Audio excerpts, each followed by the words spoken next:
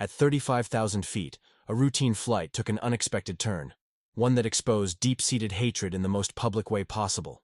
Jamal Richardson, a successful attorney, boarded his flight expecting 6 hours of peace before landing in Los Angeles. But for one passenger, Stephen Carter, Jamal's very presence was a problem. It started with side eyes, then muttered slurs, then outright hostility. But Stephen didn't know the two quiet men sitting nearby weren't just fellow passengers. They were U.S. Marshals, and they had been watching everything. What started as one man's attempt to remove Jamal from the flight quickly spiraled into a public reckoning, one that Stephen would never forget. And when the truth finally came out, justice took flight. Jamal Richardson strode through JFK Airport, his polished leather shoes clicking softly against the gleaming floor. The overhead announcements, the rhythmic hum of rolling suitcases, and the occasional bursts of laughter or hurried phone calls created the familiar background noise of a busy airport. Travel had become second nature to him. As a high-profile defense attorney, Jamal frequently found himself flying across the country, moving between courtrooms, high-stakes meetings, and speaking engagements. He had been in and out of more airports than he could count, and today's flight to Los Angeles was supposed to be no different. His boarding pass read 14B, an aisle seat in the main cabin, exactly where he liked to sit. It gave him room to stretch, easy access to the aisle, and a quick exit upon landing. As he approached the boarding gate, he handed over his ID and ticket to the gate agent, who scanned them with a professional but polite smile. "Enjoy your flight, Mr. Richardson," the agent said. Jamal returned a small nod. "Appreciate it." Stepping onto the aircraft, he was met with the familiar scent of fresh coffee, circulated air conditioning, and new leather seats. Passengers were already settling in, some adjusting their luggage in the overhead bins, others flipping through in-flight magazines or tapping on their phones. He made his way down the narrow aisle, passing the first-class cabin, then business, before reaching row 14. He immediately spotted his seat. Across the aisle in 14C, Stephen Carter, a middle-aged man with graying hair and an impeccably tailored suit, was already seated. His posture was rigid, his polished dress shoes planted firmly on the carpeted floor. The man held a newspaper in his hand, but his eyes weren't on the headlines. They were on Jamal, a quick once-over, from his dark skin to his well-fitted blazer, down to the expensive but subtle wristwatch on his wrist. Jamal knew that look. It was the kind of scrutiny that wasn't casual curiosity. It wasn't simple observation. It was assessment, judgment, displeasure. Jamal had been in courtrooms long enough to recognize an unspoken accusation when he saw one. He said nothing, choosing instead to focus on getting comfortable. He stowed his carry-on, took out his noise-canceling headphones, and placed his phone in the seat pocket. Then, he heard it. A low murmur. Quiet, but deliberate. Unbelievable. Just let anyone on these flights now. Jamal's fingers tightened around his armrest for a brief moment. There it was. Not even subtle. He had a choice. Call it out or let it slide. A younger version of himself might have turned, demanded an explanation. But Jamal had spent years in courtrooms, defending people from unjust treatment, navigating the unspoken biases woven into society's fabric. So, he inhaled deeply, exhaled slowly, and said nothing. Not yet. Instead, he turned his attention to the flight attendants making their final rounds, the last few passengers filtering in, the soft hum of the jet engines warming up. The doors closed, the cabin sealed. The flight hadn't even left the ground, but the tension was already in the air. Jamal Richardson adjusted his tray table, pulling out his legal pad and flipping through handwritten notes for an upcoming trial.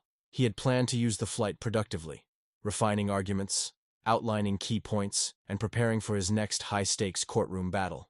But concentration was difficult, because he could feel it, the weight of Stephen Carter's gaze pressing against him, like an unwanted presence, lingering.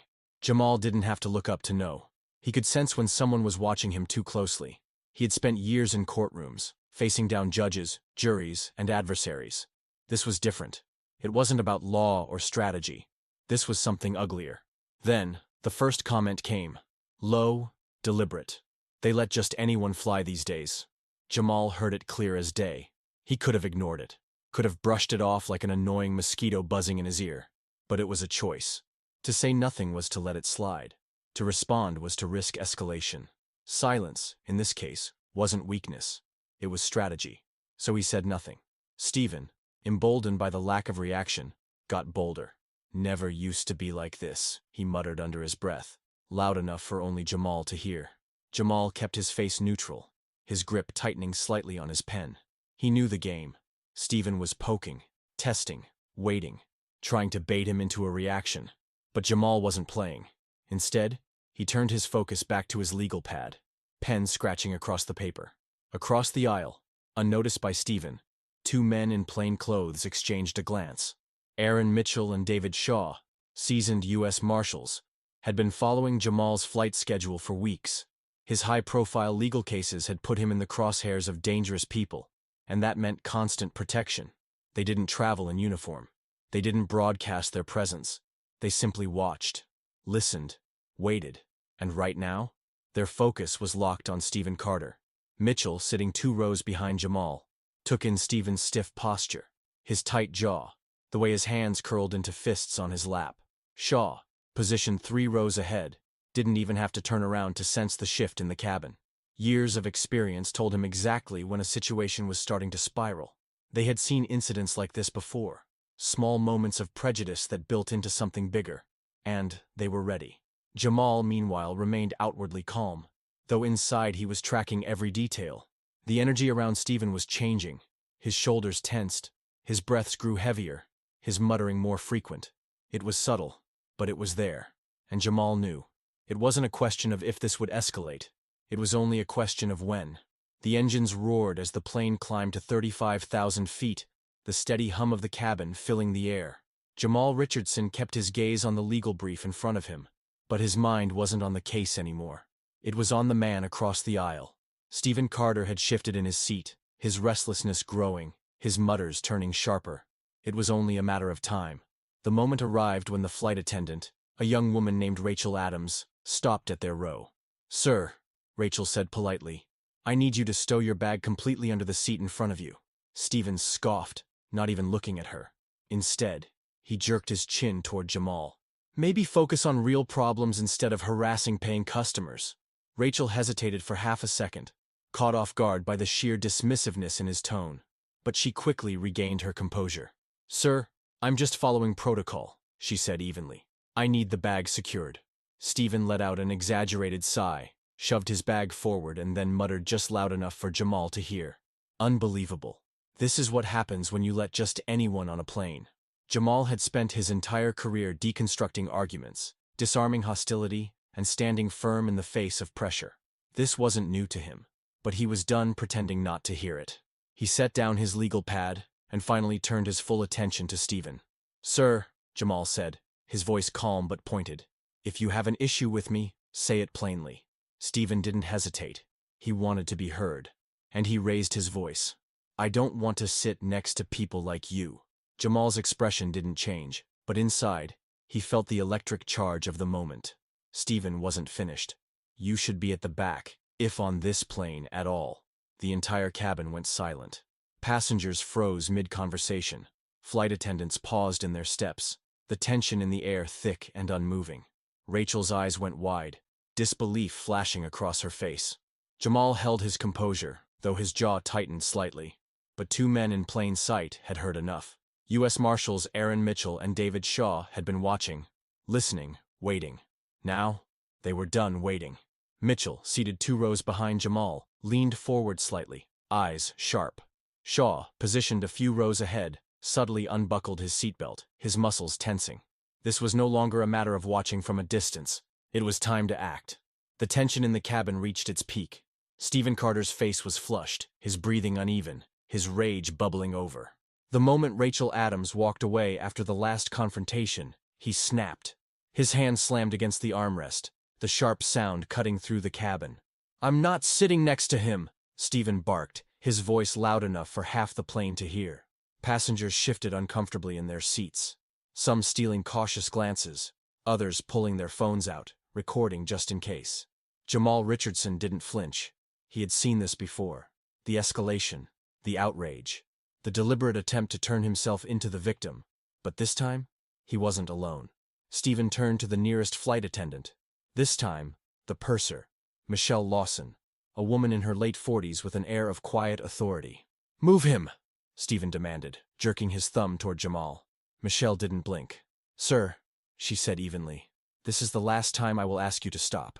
If you continue, we will involve security upon landing. Stephen leaned forward aggressively, his hand tightening around the armrest. You don't get it, he hissed. Michelle's expression remained unreadable. I do get it, she said, her voice steady. And I'm telling you, this behavior will not be tolerated. Stephen sat back, his chest rising and falling, his rage refusing to cool. But instead of stopping, he did the unthinkable. His finger smashed the call button. Once, twice, then again and again, jabbing it repeatedly, his anger spilling over. This is an emergency, he shouted. That man is making me feel unsafe. The cabin stiffened. A wave of tension rippled through the passengers. Some had already started recording, their phones angled discreetly, capturing every word, every movement. Rachel Adams hurried back, alarm flashing in her eyes. Sir, what exactly is the emergency? She asked carefully. Stephen jabbed his finger in Jamal's direction. Him! Jamal exhaled slowly, his jaw clenching just slightly, the only sign of his contained frustration. The words were all too familiar. Unsafe. That was the trick, wasn't it? Twist the narrative, paint the target, force someone else to justify their existence. But this time, Jamal wasn't shrinking. He turned his full attention to Stephen, his voice even but unyielding. Do you feel unsafe, sir? Stephen's mouth opened, but for the first time, no words came out. The power of his accusation crumbled the moment it was challenged head-on. But Stephen was too far gone to back down now. He turned back to the crew. Are you seriously not going to do anything? He demanded. Rachel exchanged a look with Michelle. Passengers were watching now. The situation had reached the point of no return, and seated just a few rows away, U.S. Marshals Aaron Mitchell and David Shaw had seen enough. They exchanged a silent nod, unbuckled their seatbelts, and stood up. Stephen Carter had no idea, but his day was about to take a very different turn. The entire cabin was silent. Eyes darted between Jamal Richardson and Stephen Carter, the tension reaching its breaking point. And then, Aaron Mitchell stood up. The movement was deliberate, controlled, commanding. Passengers froze, their attention snapping toward him. Aaron reached into his jacket pocket, retrieving a leather badge case. He flipped it open. I'm Deputy U.S. Marshal Aaron Mitchell, his voice rang out, calm but unshakable. This man, he gestured to Jamal, has done nothing wrong. But you? He turned his gaze to Stephen Carter, his eyes narrowing. You're disturbing this flight. A ripple of shock passed through the cabin. Stephen blinked, then, he scoffed. Oh, give me a break, Stephen sneered. His shoulders squared, his posture stiffening as he forced himself to recover from his initial shock. So what? You're just taking his side because of political correctness? A few passengers gasped, some shaking their heads in disbelief. Aaron didn't react. He didn't flinch, didn't blink, just stared, his expression unchanging.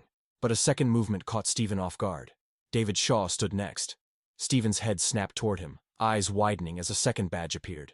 No, David said smoothly, his voice even firmer than Aaron's. We're taking his side because the law doesn't protect bigots who disrupt a federal flight.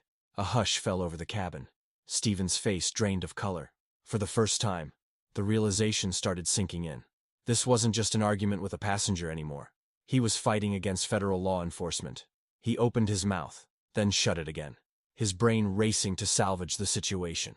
Rachel Adams, the flight attendant, took a cautious step forward, looking at the marshals, then back at Stephen. Sir, she said, her voice tightly controlled. Do you understand what's happening here? Stephen swallowed hard. This is ridiculous, he muttered, shaking his head. I was just… No, David cut in. You weren't just anything. His expression darkened, his tone sharp enough to cut through steel. You harassed this man. You disrupted this flight. You made yourself a threat to the safety of every person on this plane. Passengers watched in stunned silence, some recording, others waiting to see what would happen next. Stephen shifted uncomfortably in his seat, his hands gripping the armrests. He had backed himself into a corner, and he knew it. Look, I didn't mean for it to get this far, he started. Aaron tilted his head slightly, his eyes locked onto Stephen's. Then you should have stopped when you had the chance. A deep silence followed. Passengers exchanged looks, some whispering in hushed tones. Stephen exhaled sharply, running a hand down his face. For the first time, his arrogance cracked. So what now?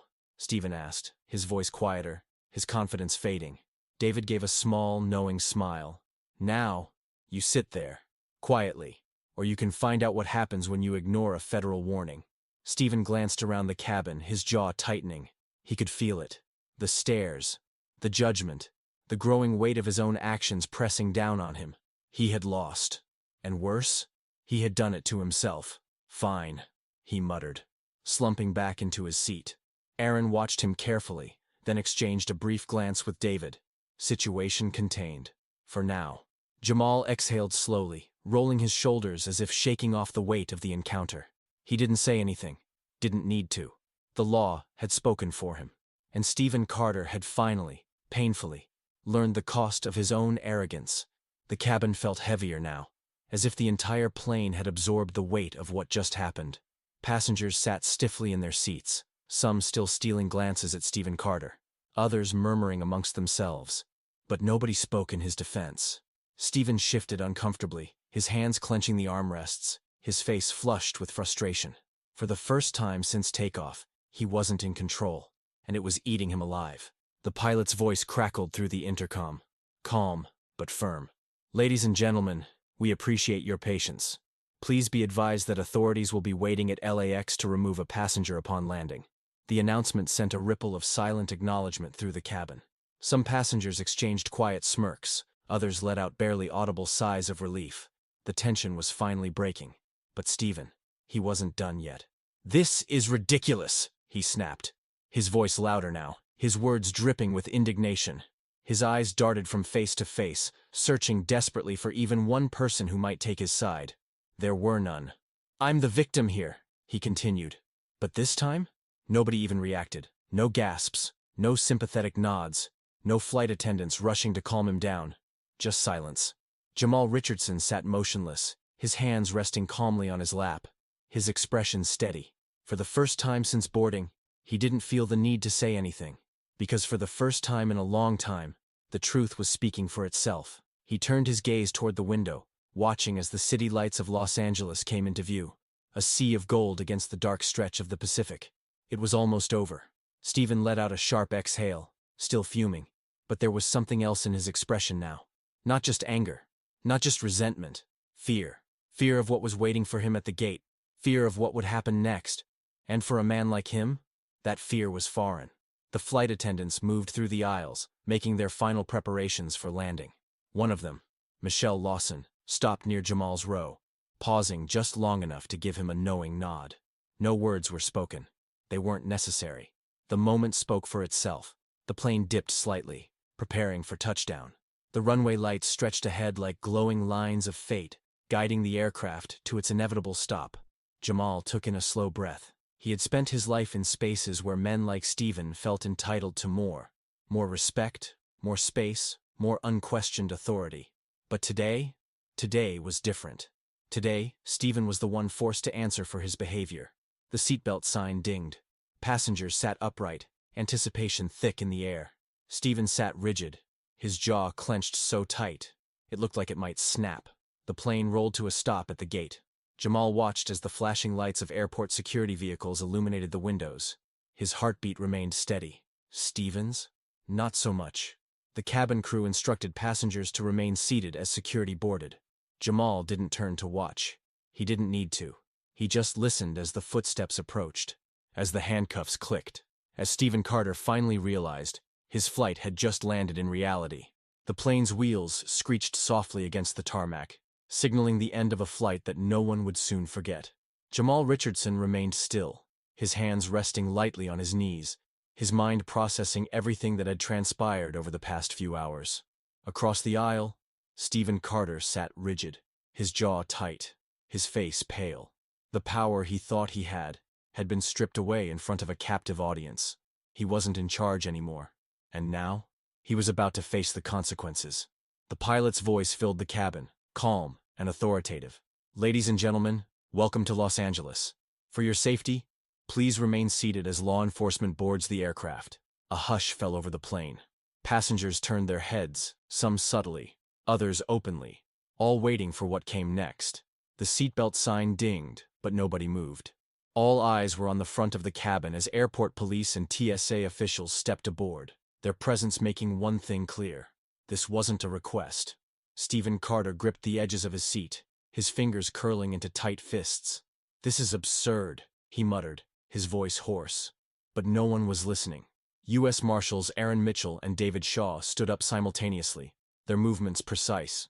Their job wasn't done yet. They flanked Stephen, who stiffened as they leaned down. "Mr. Carter, it's time to go," Aaron instructed, his voice firm but composed. Stephen let out a bitter huff, shaking his head. "You people are making a mistake." Passengers watched intently, some whispering, others simply taking it all in. A few raised their phones, documenting the moment. The very thing Stephen had hoped for, a public spectacle that would remove Jamal, had backfired spectacularly. Now, he was the one being removed. David Shaw reached down, grasping Stephen's arm just firmly enough to make it clear this wasn't a negotiation. "Sir, let's not make this harder than it needs to be." Stephen swallowed, his pride forcing him to keep up appearances, but the weight of reality was settling in.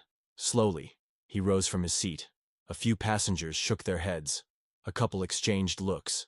And then, somewhere in the cabin, a single clap, then another, and another, until a quiet but unmistakable round of applause rippled through the plane.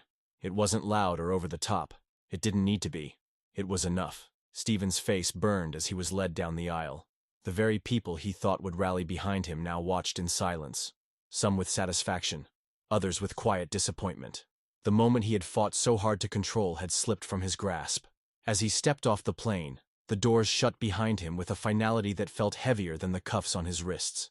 Jamal exhaled slowly, finally allowing himself to unclench his fists. It was over. The plane emptied row by row, passengers gathering their belongings, a few offering small nods in Jamal's direction as they passed. He appreciated the sentiment, but he didn't need their validation. He just wanted to get on with his life. He reached for his carry-on, slinging the strap over his shoulder when a voice stopped him.